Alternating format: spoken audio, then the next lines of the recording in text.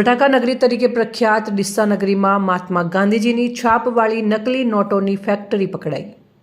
Local crime branch બનાસકાંઠાને મળી મોટી સફળતા.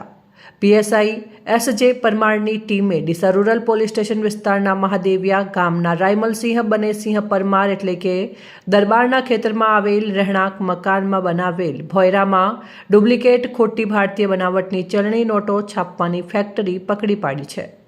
લાખોની માત્રામાં ખોટી ચલણી નોટો પકડી પાડી, જેમાં 2 ઇસમો પકડી પાડી મોટી કાર્યવાહી કરતી local crime branch Banaskantha ડીસાના Mahadeviya ગામેથી ઝડપાઈ ડુપ્લિકેટ નોટોની ફેક્ટરી.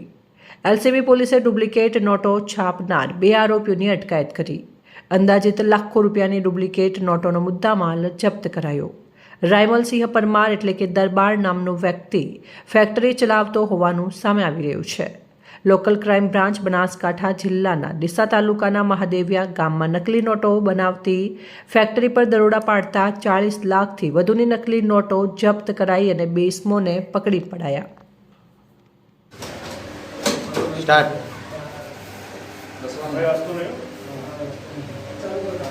જો અહીંયા એક બાજુ પ્રિન્ટિંગ ચાલુ છે, એક બાજુ અહીંયા કટિંગ ચાલુ છે. આવો ફોકસ કરો. આ કટિંગનું કામ ચાલુ છે.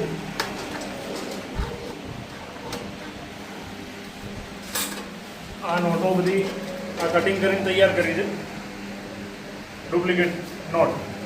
અને અહીંયા એક બાજુ પ્રિન્ટિંગ ચાલુ છે. અને આટલી બધી નોટો જો તૈયાર ઓલરેડી કરી દીધી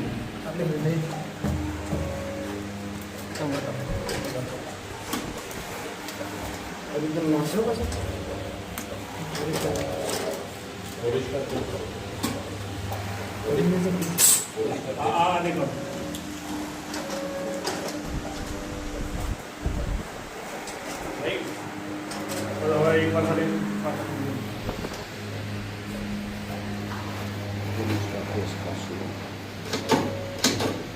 આ રીતની એમો છે.